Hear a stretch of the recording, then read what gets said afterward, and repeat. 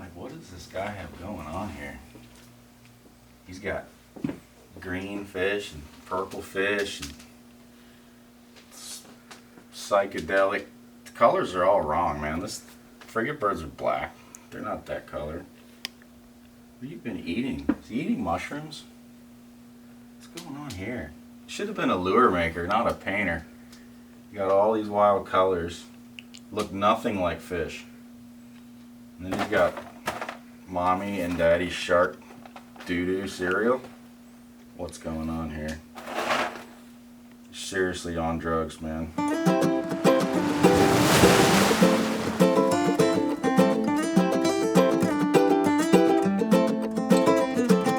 So thanks for coming on the show today. Yes, sir. Nice to be here. It's nice that you're in town and that all the stars align because you're master world traveler. Yeah, definitely. Angler. Moving around a lot the last 2 months or 3 months anyway. Yeah. Where you been? Nova Scotia, giant tuna fishing. Right.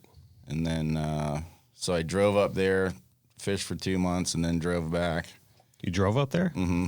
And How long then does that take? it's 36 hours each way. Yeah. Yeah, it's a pretty good drive. Yeah, I would say. It's a nice drive, though. I've done a lot of long road trips, but I've never done 36 hours. Yeah, that's a beautiful That's trip. a haul. Yeah. And then drove to Colorado and back the week after I got home. So Really? yeah, You like driving? I don't like driving, but You don't? I don't mind it if I'm going to do something. Mm-hmm. I would rather drive long distance than drive around here in traffic. What? Yeah, it's getting bad around here. It's getting really bad. Yeah. It's not a small town anymore. No way. No. So why are you driving? Just because you're hauling gear? That and I like to have my own You just vehicle. want yeah. You're not dependent on somebody else, and Right. I hunt when I'm up there too, so I have my own truck. I can go where I want to go. Yeah. Yeah. Yeah, that's cool. You good? Well, what was the last hunting trip? Was it the elk? No, I went to Colorado mule deer hunting. Okay. Yeah. Did well? I shot one, so that's all I was allowed. Yeah. That's it. Just because I'm Just that's one. that's an area that I'm looking to break into, but that I don't really. I'm supposed to go with this guy Andy Moyes one time. But We can go anytime you want.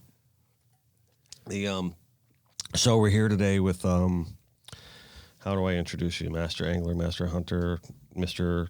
Lure artist, Whatever. Lure maker, fisherman. right? So Andy Moyes, welcome to Connected by Water. Nice to be here. So I want to talk a lot about like your lure making, Okay. because a lot of people will see you as different things. Maybe you're like, oh, people know you more through hunting. People know you more through fishing. You obviously have a storied career in both those realms. Where we relate most is I view you as an artist. Right. I really do. And maybe a lot of people don't look at you that way first. They might even just like you use the term too, lure maker. Mm-hmm. But there's an art to what you do, like most certainly. And I always say that the 3 C's of design are consistency, consistency, consistency. Mm-hmm. And that's seemingly what sets your lures apart than most, I think. They're beautiful, no doubt about it, but you got to get results. Absolutely. I would say you do artwork, and I make working art. Mm-hmm. So it's something that gets used as a tool, but also has to represent what you want it to represent. It can't just be a piece of garbage. It has to be quality. I believe anything you truly put your heart into to be the best that you possibly can is always going to do well. Yeah. And, my passion was being the best fisherman that I could be, competing in tournaments around the world, especially in a time when it was a lot of lure fishing only for big fish. Mm-hmm. Everyone says, oh, lure fishing's easy. You just throw it in the water and, drag and snag it. That's not true, because it's harder to emulate nature through a piece of plastic and get it to look right to fool that fish.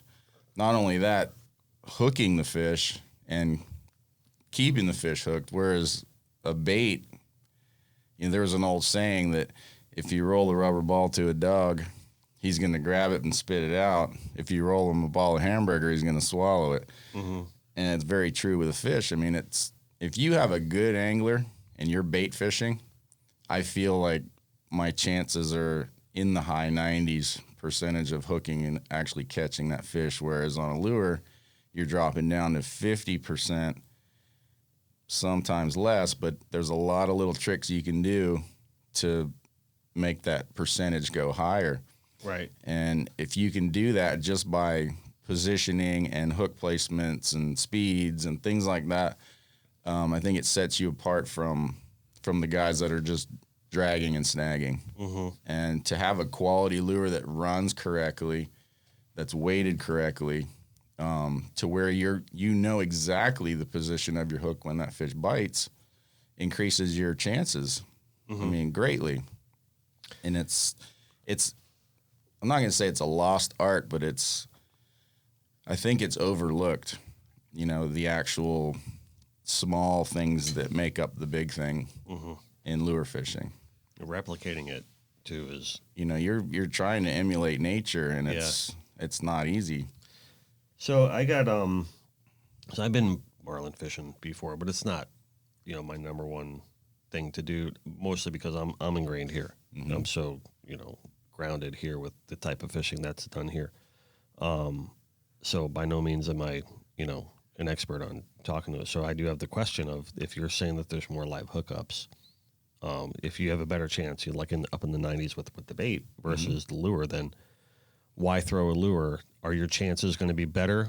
Like, your opportunity is going to be more with a lure, or do you do it more for the art of it? No, there's I don't know. There's a lot of different places that you can use a lure. A lot of guys will use it as a teaser with no hooks, mm-hmm. Because they can go faster and cover some more ground. And honestly, when it comes to blue marlin, you will get more bites on a lure or teaser mm-hmm. just because of the way it's running in the water. Whereas you have, your sailfish and your whites, things like that are more apt to eat, a more streamlined bait like a ballyhoo, something that's swimming along. That's just what they're used to feeding on, is that smaller stuff. Whereas a marlin's attacking tunas and bonitas and things like that. Mm-hmm. So when you have a lure that's going through the water that's the same size or close to what he's eating, he's more apt to go after that. And then you can adjust what you're doing based on that. Whereas you're going to teaser fish, and you can tease that fish, choose whichever rod you want based on the size of the fish. Then you can throw the natural bait and switch them. I would say 75% of what I make a year is in teasers. Really? Now. Yeah. There are places around the world where guys do still lure fish a lot. Mm-hmm. But I would say the teasers have taken over, the actual lure with a hook in it. Right. And then you're just casting it out. Wow. Right. Yeah. Cool. How's Zach doing it out there? Zach's been doing good. Yeah, he's been posting a lot of good stuff lately. They had a good Madeira's season. Been kind of hot this year, right? Well, he's in Cape Verde Islands. He did go to Madeira. Madeira had a great season. Mm-hmm. I mean, there were boats there that caught 50 fish in a season, which for there is amazing. Mm-hmm. Where you're talking an average fish is 500 plus pounds. Right. To catch 1,000-pound fish in Madeira is really not a big deal. Right.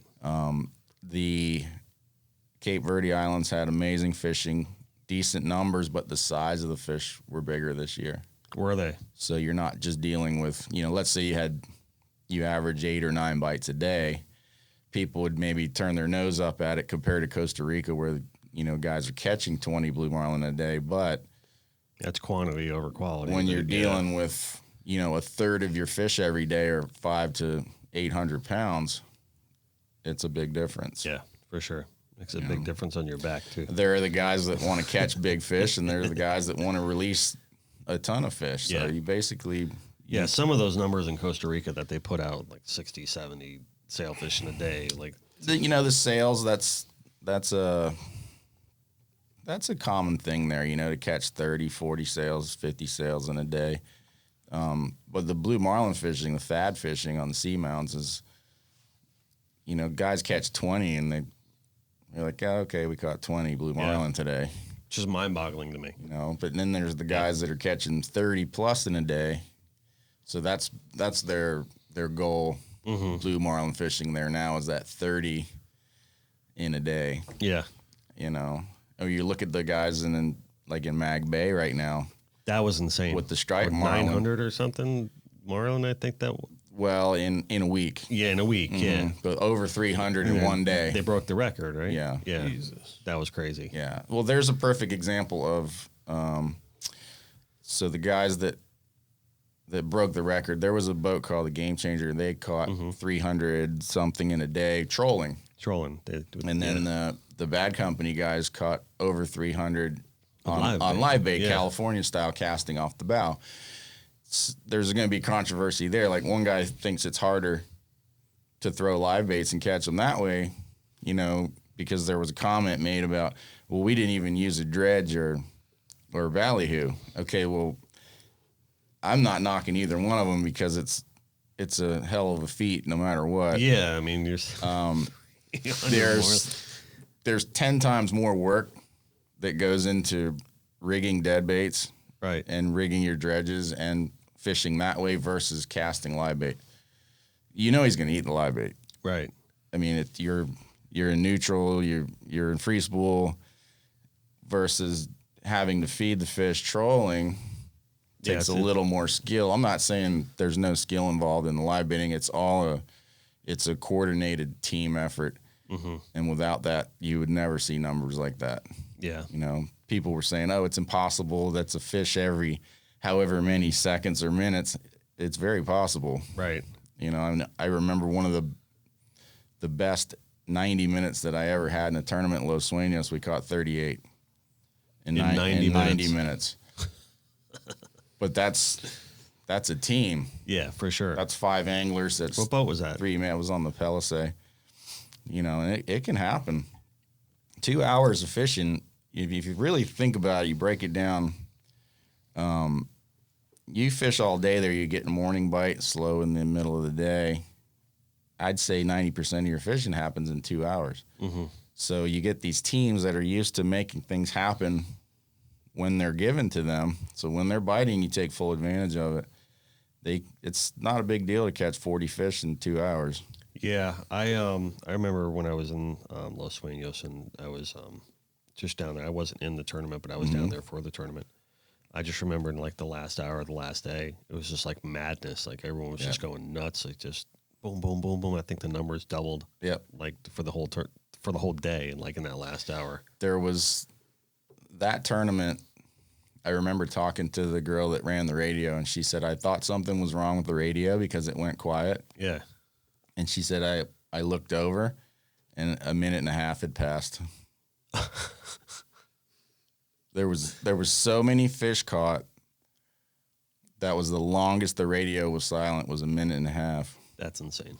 And I forget what it was. Oh, they had to first through 15th place had the same amount of fish, and they had to break it down into tenths of seconds on time to figure out who was where because it was happening so fast. Mind-boggling.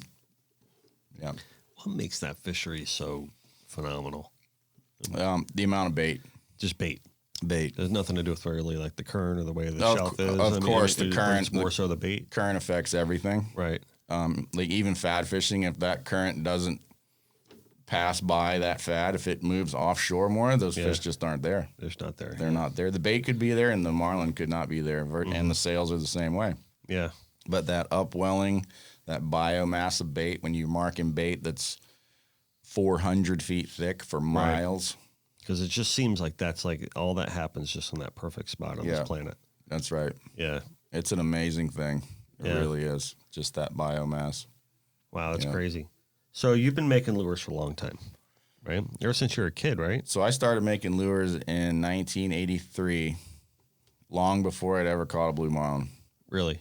And it was you making marlin lures? I was making everything because I was intrigued by the, just the makeup of it. How did they, you're a teenager, you look at something, you say, how's that made? Like how did they get that the eyes and everything in there. I didn't understand that it was liquid at the time. And my father was a boat captain, but he was a machinist before that. And, you know, we had a lathe in the house and kind of machine shop set up in the garage. And he said, well, we can figure this out, no problem. We'll make a basic mold, and then you can just turn your shape on the lathe and make whatever you want. Parental support's so important, isn't it? It is. Yeah. And it was, that opened my eyes to so many things. I said, you know, I can be creative and start making all these things in the garage. And of course I made a huge mess, but yeah. Well, my brother shaped surfboards Mm-hmm. when we were growing up, and man, my parents gave him the whole back porch, and that like we had to go to Home Depot and get one of those artificial turf rugs and throw it back on because so much resin was falling all over the place all the time, and it was just always like a mess. But I don't know if we have health issues now because of that. Like the whole family, like. Well, I remember using the clear casting resin, and it was so toxic. I mean, the smell of it, I'd lose my taste. I couldn't smell anything. You lost your taste? Yeah, really. I mean, there was times where I would wake up on the floor in the shop where I passed out from it. Oh yeah, it was terrible. That's enlightening. You know? And then the dust and everything else, of course. Right. You know, you don't think about it when you're young, but I got away from it because of that. Yeah. And it wasn't until years later that I started this new process, which is so much cleaner, and it's not a caustic material. It's not, you know, it's not an unhealthy material. So that's why I always say that necessity is the mother. Not what I always say. It's a common phrase. Necessity is the mother of all invention. It is. So you attribute probably a lot of that maybe transformational change to like the perfection of your work. I think probably you'd probably have to, right? So I worked with a plastics engineer for about 6 months to learn the whole process of the mold making and using that material, and then the insert material is a different type of plastic, and then the actual resin is a urethane. It's a ballistic stable, UV stable urethane, and it was nothing like I ever dealt with before. You know, de-airing it, degassing it, working under pressure and heat to make sure that it cures right, and weighing everything to the gram. It was to the gram. And if you're over or under, it changes the durometer of the plastic, so you're either harder or softer. I mean, there's a lot of little variables to it, and if your timing's off, you only have 15 minutes to work with it. So you have to be fast. You have to get it in tanks. You have to pressurize it. You have to put it in the oven and heat it. And, you know, not a lot of room for error. Well, it was an expensive learning curve. I was going to say, I mean, what the hell did you go through to actually get it to the point where you're at now? It must have been kind of a lot of waste, I ruined a lot of molds. Just... You must have been banging your head against the wall. I mean, I'd have a friend come in and talk to me, and I would pour both part A and never applied the catalyst, and then everything's ruined because it ruined all my molds. And it would just start over again. It was but worth it in the end now. Yeah, it's good. It's good. It's a hobby that's grown, you know. It's still a hobby because I can be creative. I still get a lot of custom orders from people wanting certain things, and they'll ask, "Can you do this?" I said, "I can do anything. It's going to cost you money, and it may take a little longer." Right. But you can pretty much do whatever you imagine. Right. So when you get a custom order, I mean, you're basically people are telling you like colors and patterns and different things. Colors, patterns, different insert materials like mirrors, or maybe they want just pieces of mirror. Or they want boat names. And you never know what people are going to come up with. Just crazy Dennis stuff. Friel logos. Yeah, whatever. Whatever. I mean, it's I've had people send me, you know, little plastic toys and things like that to put in it, and you just you just never know. Is color a myth? I think color is. Do you think it really matters, or is it more like action? I think it's more the way the lure runs in the water. Yeah. Because here's an example. I have one lure that all the guys that fad fish in Costa Rica love. Mm-hmm. It's one size lure, one head shape, and 10 guys will order the same lure. Every one of those guys says it's got to be this color, and every one of them uses a different color. So I think it's whatever you have faith in. Yeah. And whatever you feel comfortable using. Well, there's so many factors involved too, like we were saying earlier about current too. Right place, right time. Yeah. You present them with a good action bait. Yeah. I mean, if it happens to be the right color at the time, then. I mean, when I was in Cape Verde fishing, I brought so many lures of every weird and wild color, Mm-hmm. and it made zero difference. Didn't matter what. The fish bit it no matter what it was. Right. So, personal preference, myself, anywhere in the world, if I had to choose, it would be something black. Something black. Mm-hmm. If I had one color to choose, combination would be black and green. Black and green. Yeah. Is that the one that Zach likes, or is that one the black and purple one? I haven't. No, there was one that he made me put on his shirt, and he's like, "Oh, this is my favorite." Oh, lure." now that's a black lure. That's Right? that's right. That's like black and blue, I think. Yeah. Yeah. Yeah. Right on. That's cool. I mean, they're gorgeous, though. Like I said, obviously, I'm not like a big marlin fisherman, but I look at them and I'm like, man, that's a pretty lure. Yeah. There's quality. Yeah. The mixing hunting in with all this. All right, I want to kind of talk about the hunting thing a little bit. How long have you been hunting? I've been hunting about 17 or 18 years. So a while now. Yeah. Mhm. And you go all over. Have you ever been hunting outside the United States? Africa. You have been hunting in Africa. Yeah. Nice. Yeah. You ever get up to Canada to hunt? I've hunted in Saskatchewan. I hunted in Nova Scotia. Yeah. Yeah, nice. What's your favorite animal to hunt? Do you have one? I still think white-tailed deer is my favorite, Yeah. just because they're so smart. Mm-hmm. They're difficult animals. They're not an easy animal to fool. Mm-hmm. Especially bow hunting, where you have to get close. Right. It takes a lot of work. You have to pattern the animals early in the season, and try to figure out where you want to be when season does open, and running your cameras and just really watching every move that the deer makes. And they still fool you. They just have a sixth sense, and they'll do something so off the wall. Yeah. Their pattern will change the day the hunting season starts, and they're funny animals. Like they know. It's almost like they know. Yeah. They're tough. Bow hunting. Yeah. Yeah. That's got to be probably the premium way to go after them, right? I mean, I compare bow hunting to fly fishing. It's like yeah. You have to get closer to the animal, then your scent becomes a factor. You have to mask your scent. So you have scent control. You have, being a lot more stealthy in the woods, because you're not shooting from 100+ yards away. Mm-hmm. You're trying to shoot an animal at around 30, 20 to 50 yards, let's say. Yeah. And if they come downwind of you, I don't care what kind of scent prevention you use, they're going to know you're there. Right. And Probably going to smell the scent prevention. you can, if they hear you, you can get away with it. If they see you, you can get away with it. But if a big buck smells you, you'll probably never see him again. Never again. Nope. Yeah. They're just that smart. I always say that I love going for bonefish because it's like hunting. Yeah.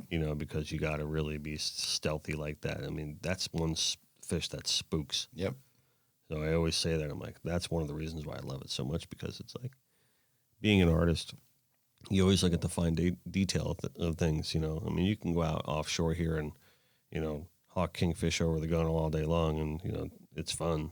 But to me, like, that whole art and the search of the bonefish, or even snook fishing, can be very similar to that sometimes too. But It's all hunting, it's imagine. So I lived in Costa Rica for 20 years, charter fished there for 20 years. you're in Jaco, right? I was in Golfito, and then at the end was in the marina there in Los Sueños. But you go out into this water that's thousands of feet deep. Mm-hmm.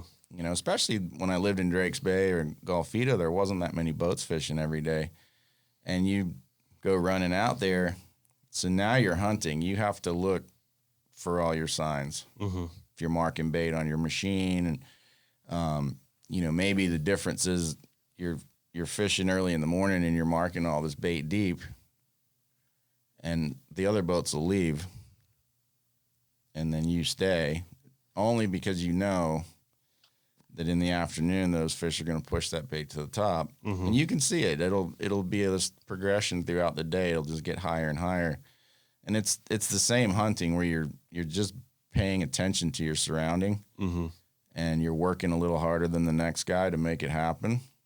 There's really no difference, you know, right. Whether you're bone fishing or tarpon fishing or, you know, even sail fishing or marlin fishing in a place where there are a bunch of fish, because there's going to be times where there aren't a bunch of fish, and you're looking at the current, you're looking at everything to decide where you want to put yourself to intercept those fish, or where'd they go overnight, because they're moving. Those fish in Costa Rica, most of the time, they're moving 10 miles a day. Yeah, they don't stop. And then they're going to get to a point where they're too far away. Now you're going to have to go back to the west or wherever to find the next bunch of fish that's coming through.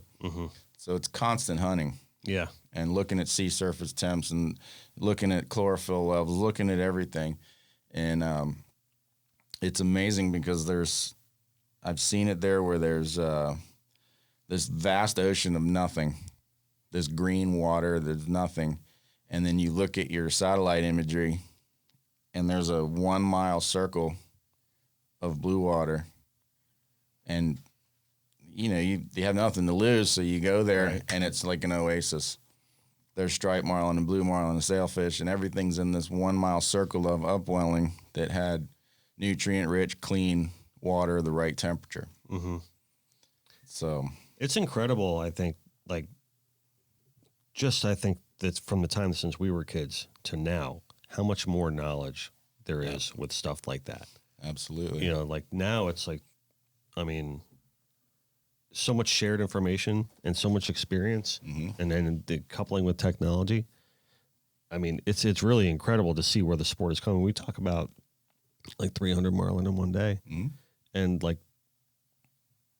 mind-boggling, but totally possible now because you have that kind of the roadmap for it, right? Which it's kind of cool to see, but there's got to be a certain responsibility, obviously, to conserving that. Yeah. And we always talk about how the people out there on the water, the guys doing it like yourself, the guys that make a living doing it, are the most conservation conscientious people, you know, but sometimes might get a reputation for not being so. Obviously, everyone's got their bad apples. Every group has their bad apples, but, you know, pound for pound, you know, these are the watchdogs out there, you know, keeping everything. Like we talk about, 300 marlin in one day, and like tons of fish in Costa Rica, but they're all responsibly caught fish. Yeah. You know? Yeah, there's circle hook caught fish, you know, lighter leaders, things like that. And people aren't just, I mean, there's always going to be people that do the wrong thing, but I think for the most part, you know, everyone's pretty responsible. They want the fishery to last. They want it to be there. The hunting is the same way. Without hunters, there would be no animals. There would be no herd of animals from Africa to here. There's, what did they say? There was 10 times or more white-tailed deer now than when the settlers came. Right. Because of increased agriculture, things like that, of course. But it's also responsibility of managing the herd by the hunters, you know, taking a certain amount of animals a year, the right animals every year. There's species of animals that live in Texas that are from Africa, where there's actually more in Texas than there are in Africa from their homeland. And it's just because there's no poaching going on. Right. And that's the other thing that hunters help, say, in Africa. Without hunters paying for hunts, that money goes to conservation. It goes to educating locals on poaching. Right. And conserving what they have there, because a lot of the people just don't know, or they're just desperate for money. Yeah, and a lot of people are very ignorant to the fact of what's really going on, or what the culture and the society is like there. And Right. yeah, I mean, people see a dead animal and they're like, well, how could you do that? right. When if they really looked into it, they would understand that the money that hunter paid goes tenfold and actually preserves that species. Right. And, you know, I'm not an elephant hunter. I'm not that guy. I'm not interested in it. Well, I think a lot of people see that famous Jimmy John's photo, and then it gives the rest of the whole Of course. thing a bad rep. But even that, you look at, and a lot of people will disagree. Someone's paying $100,000+ to say they're shooting an elephant that is in a quota in a certain village where they're going to take that animal no matter what. Right. So do you let poachers take the animal, or do you let a responsible hunter pay $100,000+ and all that money goes into assuring that the elephants are still around? Mm-hmm. It goes into conservation. It's a hard thing, and it's tough, because I know no one wants to see a dead elephant, but I just think it's the necessary of two evils. Well, I think Really. it's a controversial subject, you know, and I get how people can get to that. Mm-hmm. You know what I mean? I mean, there's, you know, Well, you become emotionally attached with an elephant because they are super intelligent. right. There are a lot of things that happen with elephants where one gets pushed out of the herd and becomes a rogue animal and can do a lot of damage, and, you know, raids people's fields and tears their village apart. And Right. so, I mean, I'm not making excuses, but hunters definitely are here to preserve Well, it's the same. what they're hunting. Yeah, and the same thing with the bears. You don't want to see it go away. Yeah. You know, bears in Florida, the same thing. Right. I think they're going to reopen it again because of the population explosion. Yeah. I mean, a lot of people think they're these cute and fuzzy creatures, and just watch The Revenant. And that'll tell you that they're not. What happens You don't is want one of those walking into your neighborhood. no, and what happens is that if an animal, a wild animal, is not afraid of humans, that's when you start to have problems. And the Right. bears are not afraid because nobody's hunting them. Right. They learn pretty quickly when they're being hunted not to come around humans. Mm-hmm. And when people start feeding bears in their backyard and then the food's gone, the bear's going to come and he's going to look for food again. And he's going to associate humans with food. Right. And that's what you don't want. Yeah, it's a bad thing. Don't feed the animals. It's just Don't feed like the bears. doing shark dives in the Bahamas where they're feeding the sharks. Yeah. You're seeing a It's like they start when they hear the outboards coming up, they start coming around. Right? They're trained. boat means food. Yeah. And they're primitive animals. That's just, they're programmed that way. Yeah. You know, any fish is going to want a free meal. And you can do it with just about anything from snappers at the dock to, you know, tiger sharks or whatever. You Yep. know, tunas. I remember you showed me that video one time with your hand feeding the bluefin. Yep, that's right. It was like rolling over these Volkswagens, just rolling over the bait. They know that Yeah. the boat means food. Yeah. You know, I have charters all the time ask, well, don't you turn the engine off? I said, why? At the I want them to hear the engine. They're calling it. They're going to Yeah. come to you. So, So all right, with the bluefin. So obviously, I haven't been up there yet. I want to go with you. We had talked about this before, but don't they follow the net boats? How does that work? so what happens is those bluefins come into the Gulf of St. Lawrence Right. and Northumberland Straits regardless, because the herring are there to spawn, the mackerel are there in huge numbers. I mean, the tonnage of bait there is unbelievable. Mm-hmm. What happens is with the herring boats, they That's start right, the herring start boats, their yeah. commercial fishery, and it doesn't last all season. But what that does, it sets the stage for these fish to move up onto these banks and, you know, any of the bottom structure that these herring boats are fishing on. And then once they're established and those herring boats are finished, say their quota gets filled and they leave, well, we're still allowed to have herring nets in the water for bait. Okay. And so basically all you're doing is just taking over where they left off. Right. And then those fish will stay. As long as there's bait there, the fish will stay. Mm-hmm. And you can just fish on your net every single day until the fish move on. How long were you up there for? 2 months. You stayed there for 2 months. Mm-hmm. Yeah. And then no wonder you drove. I mean, it's a vacation for me. Mm-hmm. And it's just a place that I like to be every fall because you never know what you're going to see. Yeah. You know, from white sharks to, you know, the tunas and everything else. It's a pretty special place. Yeah. No, I'm dying to check it out. You have to, for sure. They are you from the Bahamas originally? Mm-hmm. Right? You and Lisa, right? Yeah, from Freeport. Shout out to Lisa, by the way. I forgot to do that right in the beginning. You should have reminded me. Yeah. So, Lisa. Hi, Lisa. Your sister. So, My sister. you grew up there in the Bahamas? Um, Where'd you grow up in the Bahamas? I grew up here. You grew up here. My You were sister born and there. I were born in the Bahamas. Spent a couple years there, a few years, Yeah. and then moved here. Yeah. So grew up on the New River in Fort Lauderdale. Okay. So, you're born and raised here. Right? No, I was born in the Bahamas. I mean, raised here, born in the Bahamas. That's what I meant. Correct. Yeah. And I grew up here and was a river rat, catching snook and tarpon. Mm-hmm. That's how we all start, right? Just kind of expanded from there. Mm-hmm. I started fishing with some people when I was a teenager with actually Jimmy David and Freddie David, Mm-hmm. Frickin' Frack, and the L&H. And then Jimmy and I actually went to Gloucester, Massachusetts in our early 20s. And we're giant tuna fishing Just on giant a, on tuna, a yeah. rod and reel boat there. And Like big eyes? they're all bluefins. All bluefins. All right. And then he and I started running the boat on the weekend by ourselves. And yeah, it was an experience. Yeah. It Wow. was pretty neat. So you were in your 20s when you did that? Mm-hmm. That was Nice. neat. Freezing your ass off? Yeah, it was summertime. So Okay, it was summertime. It's not bad, but All it right. was the end of I hate the cold, man. trolling era. Yeah. So we were trolling spreader bars of mackerel and squid, and Mm-hmm. you know, a lot of amazing bites. Just, but it was tough. You think about it, a couple of kids out there, you know, competing with the rest of the guys commercial tuna fishing.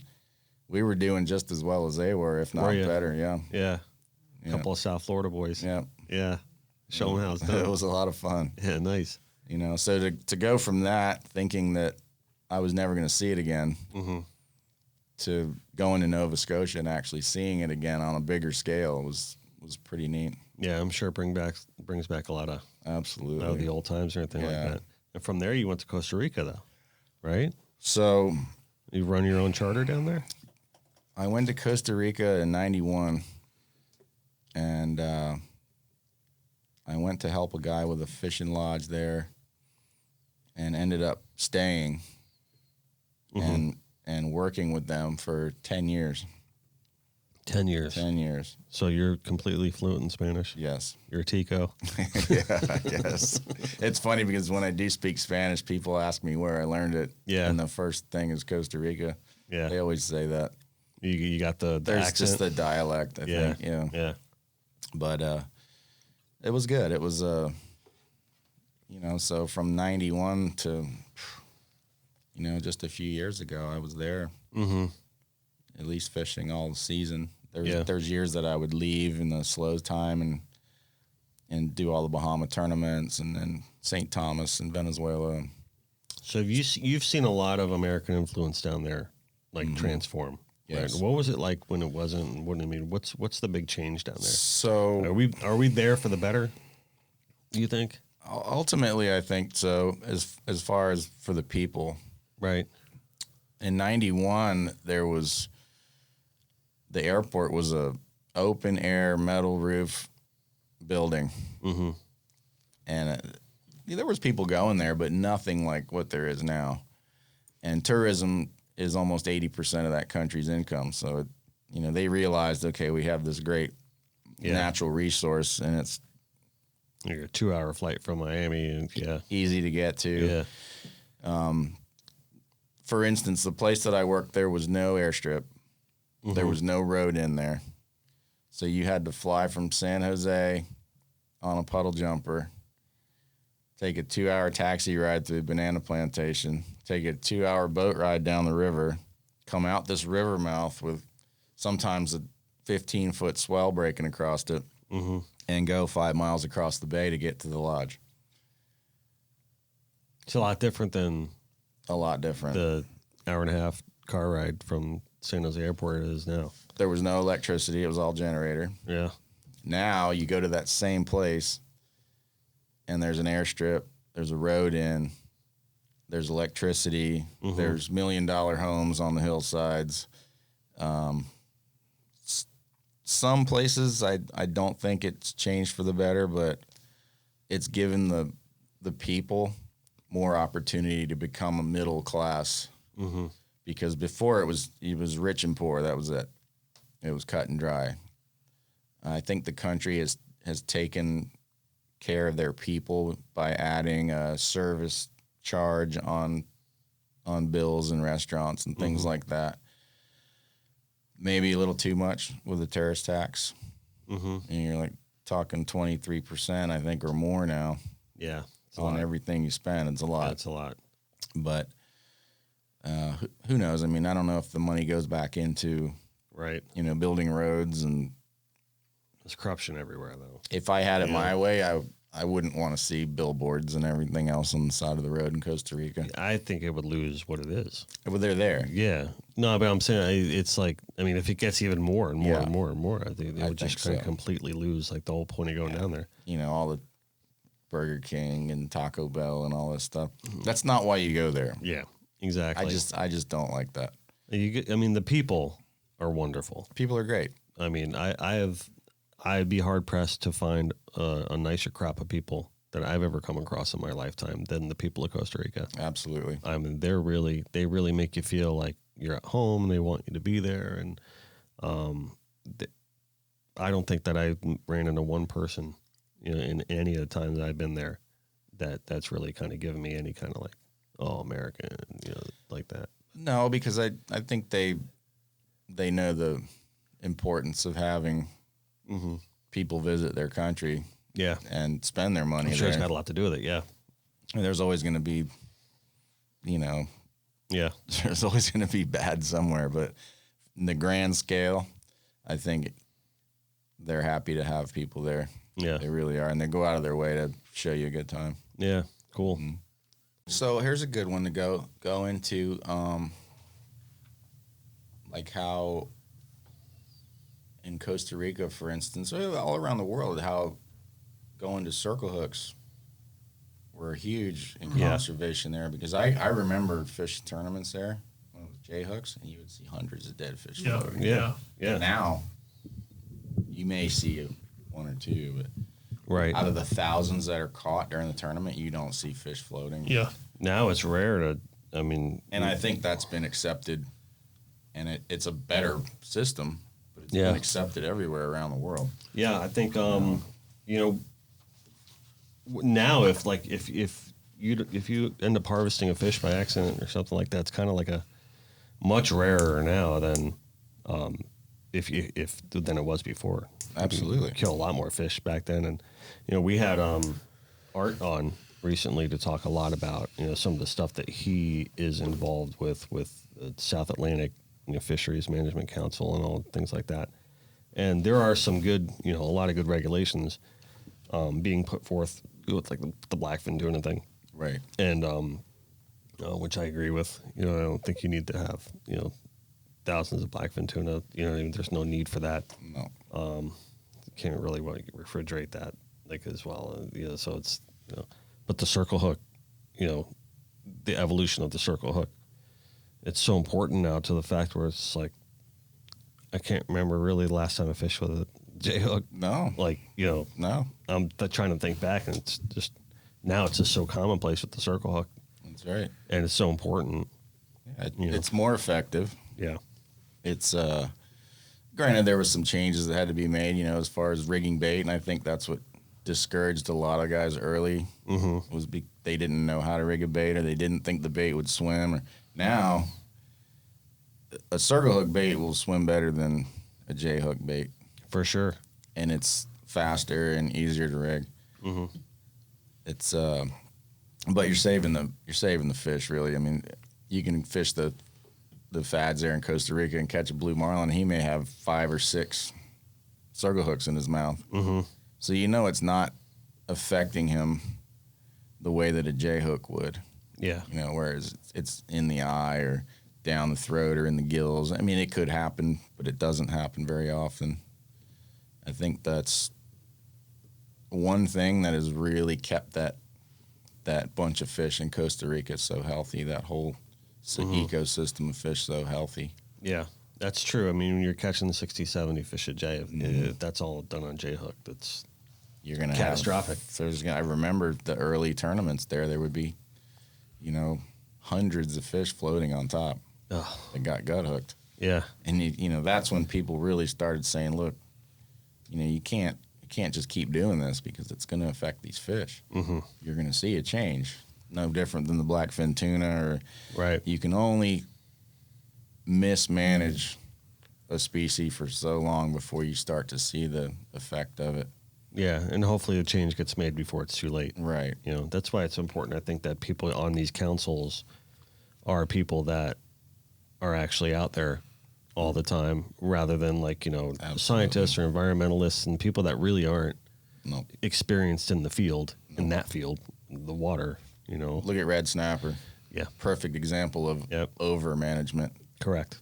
And mismanagement as far as commercial balance versus recreational balance. And it all comes to, it's all money. Mm-hmm. There's only a few license holders in the Gulf of Mexico for commercial red snapper. Mm-hmm. And they're all either, lawyers or government officials that have these licenses. They can catch as much as they want. But the recreational guys, where the big money really comes from, they're only allowed 2 fish a day, and their season is so short. Yeah. It's not worth them running their 50, 60, 80 miles to go catch 2 red snapper. Right. Yeah. Meanwhile, there's so many red snappers in the Gulf of Mexico that you almost can't catch anything else.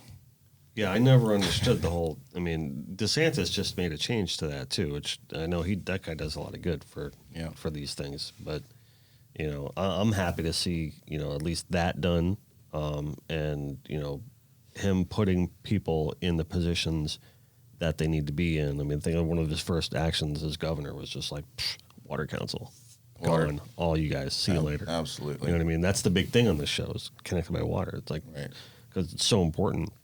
It's the lifeblood of everything that we deal with. It is. Like even hunting and fishing, like the water quality in the fresh hunting and salt. Doesn't matter what it is. Doesn't Yep. matter. From the top of the mountain to the bottom of the ocean, it's all affected by the same thing. And if you ruin one part of it, it affects the other part of it. Yep. And it may take years and years to notice it, but it does affect it. Yeah. Flip Halp recently had a nice little write-up about the Everglades. Mm-hmm. I don't know if it will ever get back to the way he was writing about. I hope it does. It would be nice. I mean, we have a little bit, I think, one of the biggest things I think that affects all of that is, I mean, even more so, not more so, 'cause I don't want to defend the sugar guys like that, but just sprawl, urban sprawl in general, and runoff and everything like that, and just people, just impervious surfaces and concrete just creeping into those areas. Absolutely. I mean, it's just as much a factor as the sugar. Yeah. Well, there's an issue. I mean, you look at it, say you go sail fishing off the beach in, as close as Delray, mm-hmm. and you go sail fishing in Miami. They're both pretty strong. Mm-hmm. They have good numbers of fish. You get to Fort Lauderdale, and we always joke about it. I said there's a tunnel that they swim through. Yeah. Because something happened, in the last 20 years where the number of fish that, I don't know if they go offshore to mm-hmm. avoid the water or what they do, but we just don't have those same schools of fish passing by here in the depth of water that they should be. Yeah, it's a weird thing. There's a few days where it gets pretty and they do come through, but that fishery in Miami is super strong.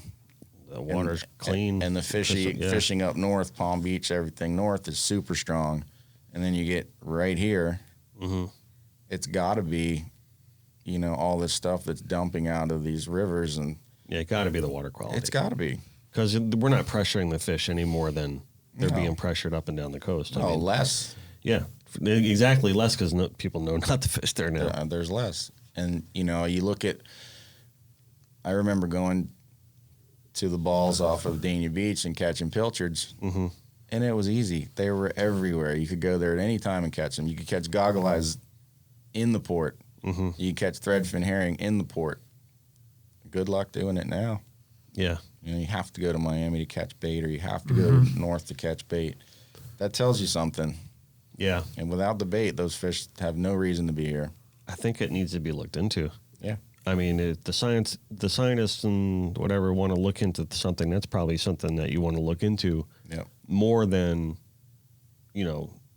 angler affecting, an area. Absolutely. Because I think that idea got shut down real quick too. I was talking to Skip Dana about that, where he's like, all right, we had our meetings and there was a pretty good council, and they're like, they thought it was this and they thought it was that. And like everybody could completely shut down that idea of like making the no fish zones on the reefs and the things that they wanted to do. Yeah.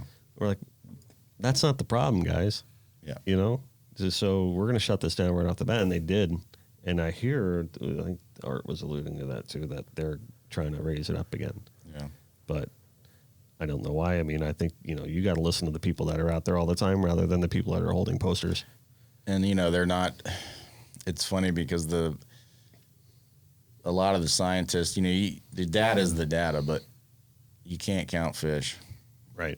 They try to think they can count fish and come up with an estimate, but you know how fish are. They'll do things no different than a big deer. They'll do things that you least expect them to do, and they'll just rebound. Right. Let's take swordfish. It's a great example. When we started nighttime sword fishing again, I remember when I was younger, there's no swordfish. You can't even go out there and catch one. And then the guys that I was working for, the older guys, said, man, we used to go, it was easy. You could catch swordfish any night you went. And they, it was all long lining and, the damage that the long lining did in the Straits of Florida. I will never forget the first night I went, we caught one, about 300 pounds. And there was a couple guys doing it. We're thinking, okay, well, maybe these fish are coming back. Well, they said that the stock was 90% depleted, like on the verge of complete collapse. And more and more guys started sword fishing at night, and then there were longliners still fishing then. And then they saw those guys get phased out where they couldn't fish in the Straits of Florida, and you started catching more fish, and it only took about 3 years. And I remember them saying the swordfish stock is 100% restored. Okay, well, we all know that that didn't happen that fast. Yeah. I think those fish were there the whole time. They just come and go. And, of course, long-lining pressure definitely takes its toll on those fish. It does, on everything, the sharks. I think pressure has a lot to do with it. It's pressure. Because you see it in the bonefish estuaries where it's like if they're pressured too much, they're just not gonna come around. That's right. And you were talking about blackfin tunas. People, it's just a blackfin tuna, or it's just a kingfish. But if you take too many of anything, it's gonna hurt it. It's gonna hurt it. It's gonna take years for that to rebuild, especially if you're taking certain generations of fish that are your bigger breeder fish. Now you have this generation of small fish that need to catch up. And the same thing happened with bluefin tuna in the Northeast. You're targeting this, okay, well, it's got to be 72 inches to take. So now you're taking these 72 to however big fish. You're taking a whole generation of fish out of the equation. Or you're depleting that size of fish to a level where it takes them years to rebound. Right. And, you're talking a fish that lives to be pretty old. But they do grow on an average about 100 pounds a year. Still, to be sexually mature and to breed and to have everything going again for them. It takes time. Yeah. And you're seeing it now. In the Northeast, the tuna fishery is stronger than it's ever been. So you're seeing the numbers. That's great news. And I mean, New England, right? In the bay, in the pond. I mean, I had a friend that was striped bass fishing there, and came up on a school of pogies, and thinking striped bass have them all rounded up 6 feet of water. There was 4 bluefin tuna had them surrounded in 6 feet of water. So, right, it's strong. It's coming back, and that's good. Most of that is because of the bait. They've cut back on all this, huge pair netting and catching all the squid and catching all the bait. And if there's nothing to eat, those fish will go somewhere else. Right. So a lot of times, I mean, it's really kind of more so regulating the commercial aspect of it and keeping a better tab on that than it is like the recreational. I think recreational can do their damage as well. I mean, it's okay. Especially like bottom fish, groupers, things like that take time to grow. They're not a fast growing fish, right. And they're not really a schooling fish as much. You can definitely wipe out a fish like that for sure. Yeah, it's a good example. They're not a red snapper's a pretty fast growing fish, and their numbers are huge. I mean, when they reproduce, they reproduce. And the problem with red snappers is that they eat everything. So now these guys in the Gulf of Mexico can't catch a triggerfish because they're eating all the small ones. And they're eating all the small fish of every species. Yeah, and it kind of goes back to what we were saying too about how the hunters and the anglers, the managing of those areas is actually beneficial to the conservation of it. Yeah, I mean, if you went, here's an example. I have a friend in Texas that has a ranch, 6,000 acre ranch. The state expects him to kill 150 deer a year to keep the numbers under control. And I've had people just turn around and look at me like I'm crazy. 150 deer, are you kidding me? And I say, okay, well, if you have 200 does, conditions are good, they have water, they have food, they have shelter, they're going to have twins every year. So in a span of a couple weeks, now you have 400 deer. Yeah, it's exponential. I mean, granted, coyotes are going to get some will die, but even if it's one per doe that survives, you still have 200 deer almost overnight on your property. So you have to make room for the next generation to come up. But if you didn't manage those deer, what happens is the younger ones, the smaller ones, they're not going to have as much food. So you're going to see the size of the animals get smaller because their food's being taken away from them. And you're also going to see starvation. They'll create what they call a browse line, where you'll see everything eaten. Browse line? A browse line. Everything will be eaten as high as the deer's head can reach. And then once they can't get to that anymore, animals start to suffer. So you really have to manage animals for the food situation and what the land can support. That's the whole reason of predators, coyotes, and everything else being there. So if, say, you're doing predator control on a ranch where you're shooting the coyotes and you're shooting the predators that eat the fawns and eat your turkeys, and now you're responsible to be that predator that manages the number of animals on your land. That's a good point. Yeah. And it's no different in the ocean. Well, take, for example, what they want to do with the commercial sharking right now. I think that we're going to start witnessing, a heavy rise in population of sharks if we haven't already. Yeah. It's already kind of a little bit out of hand. And now it's going to get even worse. Yeah. And it's funny because it's certain species of sharks, like bull sharks, that you never saw these numbers before. Right. There were some, they were the ones that kept everything in check. But the West Coast, like you talk about Everglades, Chokoloskee area, all that. I remember fishing all those shallow wrecks there. You never had a problem with sharks. They were around. You never had a problem with a Goliath grouper eating a snook or a permit that you were fighting. Now, it's out of Yeah, control. you see it. Yeah, you see it all the time now. I mean, if the shark doesn't get it, the Goliath grouper's getting it. Mm-hmm. And that's everywhere from there up into the New River now. Yeah.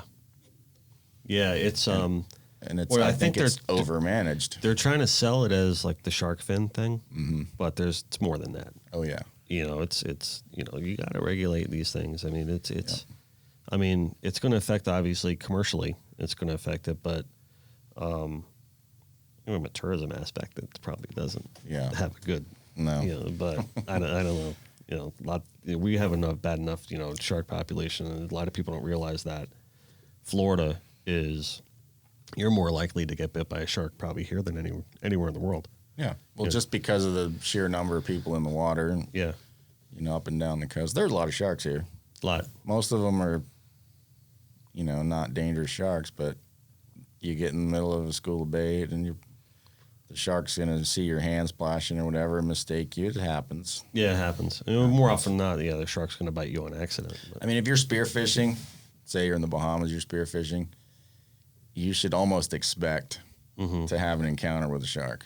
And it's really not the shark's fault that he's there, Right. because he was there millions of years Well, ago. you can't fault what he is. I mean, He's a predator. yeah. And exactly. you're taking his food from him, and you're Right. also feeding him at the same time. Yeah. So Yeah, I'd do Yeah. the same thing if I were him. I heard guys go, "Oh, I'm going to go to the Bahamas and we're going to start bang sticking sharks because a spear fisherman got bit."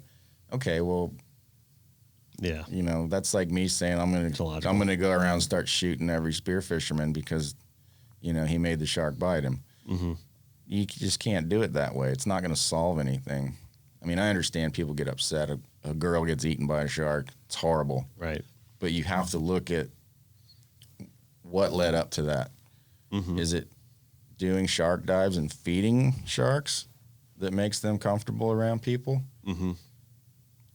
It is. I mean, they know food. That's it. Right. So I think everything has to be managed I agree. responsibly. It can't just be, you know, let's just kill a bunch of these, kill a bunch of those. You really have to look at it. And I think you're right. Fishermen should be the ones that they're talking to, you know, because they want it to be there. I want the fish to be there. Yeah, we all want a healthy ecosystem. Of course. You know, nobody wants a barren wasteland out there. You know, even everyone thinks, oh, commercial fishermen, they're just out to kill everything in the ocean. That's not 100% true. There are guys like that. There's guys like that. But a responsible commercial fisherman, that's how he makes his livelihood. Right. And if there's nothing to catch, then what good is he? And if you look at all the bad things that the whole sugar runoff and the phosphorus runoff has done in the St. Lucie River and the Mosquito Lagoon and all that, which is it's horrible. And everyone's like, wow, is Mosquito Lagoon ever going to make it back? Ever? Is there going to be a time? You know what I mean? But who is it saying that? Who are the people? It's the fishermen. Yeah. That are the ones that care the most. Yeah. That are the ones that are like, how did this happen? It's the fishermen, the captains for clean water guys that are the first ones, like, you know, talking to DeSantis and like, we got to do something about big sugar. And, you know, it's the anglers and it's the hunters on the forefront of protecting these lands and protecting the value of the species. And, you know, and it's not just because they want to have fun with them, you know, or they want to continue their sport. I think they just genuinely care about the entire atmosphere of, you know, the species and the animals and the land and just all of it. You know what I mean? I don't think a hunter just hunts just to kill. I mean, I think they have an appreciation for all of it. I don't think a fisherman just fishes just to kill. It's just the appreciation of the sea and the life. And we talk about it all the time that this isn't a fishing show. It's a community show. Right. You know, it's about the culture behind it all. And there's a lifestyle to this, right? And there's a lot of pride that goes into conserving that. And I think that's really what it stems from. Yeah. I mean, it's not just about mutilation and just It annihilation. It is a lifestyle. It's and it affects people on all levels. Mm-hmm. You know, you think, oh, you're just a sport fisherman, or you're just a commercial fisherman, or you're a guide, you know, or you take people hog hunting, or you're someone that takes people deer hunting, or you have an operation here or there. If you, and like so many fishermen hunt so they can relate to both sides of it, and vice versa. or they're at least aware of what goes on both sides. I think that's why I like to hunt, because it was a different aspect for me. And it was also something that I was educated on by someone else. You know, I looked at it. It was like learning how to fish all over again. Yeah. But then once I really saw what happened and how much goes into it and how much people really do care about what they're hunting, you know, you're not just there to kill it. Right. The hunt is what leads up to you actually killing it. And then what you do with the animal afterwards, you're not just leaving it there to rot. You're being responsible. You're harvesting the animal. You're eating the meat. You're not just some guy that goes out there and shoots a bunch of animals and leaves them on the ground. Right. Well, that's what Nugent talks about all the time. It's like, man, you think hunting is bad, you know what I mean? No. Just stop going to the deli. That's right. Because you're paying someone to do it for you on a daily basis. That's exactly right. You know, and you bring up the good point about, you know, because, you know, I'm not a hunter. I mean, I've been gator hunting. But, you know, I want to start hunting more. But as a fisherman, I have an appreciation for what goes into it. You know? Well, alligators are a perfect example of harvesting a certain amount of animals per year to control a species. Correct. You know, there was a time where those things are ruthless. Oh, yeah. Sorry. There was a time. I have no mercy for those things. Well, let's see people look at it that way. Oh, he's ugly. I'm fine with it. Or a wild pig. Oh, it's ugly.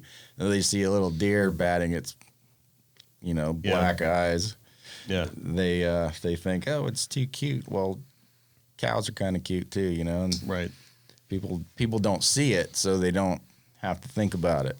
But if they actually saw where that stake started, correct, they may have a different outlook on it. Or ended up. I like to know where my food comes from. It's a much more humane thing. You know? It is. And you know what?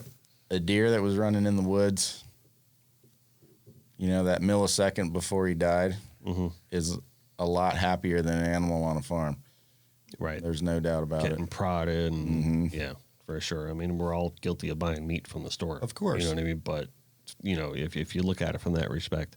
Yeah. I think a lot of the world has lost touch with their food and where it actually comes from. 1,000%. If you ever watch that show Rotten I did. on Netflix, yeah. That'll make you want to just do everything yourself. Yeah. And I do. I eat probably 90% venison. I hardly ever buy any meat. Yeah. I just don't do it. Yeah. And I feel better doing it. I feel better as a person doing it. And I know where it came from. Yeah. I know it's organic as it can be. You know, everything's organic. It's a pretty loose word, but, you know, you want to say free range, you want to say organic, you want to say grass-fed. Yeah. It's basically all of those. It's as wild as it can possibly be. Right. And natural. Yeah. I know. I mean, from a fish aspect up, you know, I try to never really eat fish at a restaurant unless I know that restaurant, you know, and I know the people that own the restaurant, I know where the fish is coming from and everything like that. But if I'm just in some random place, especially a chain, I'll never order fish. No way. I mean, I have enough of it in my freezer as it is. That's you know, it. but it's a tough one because the demand for it is so huge around the world. And I just think it's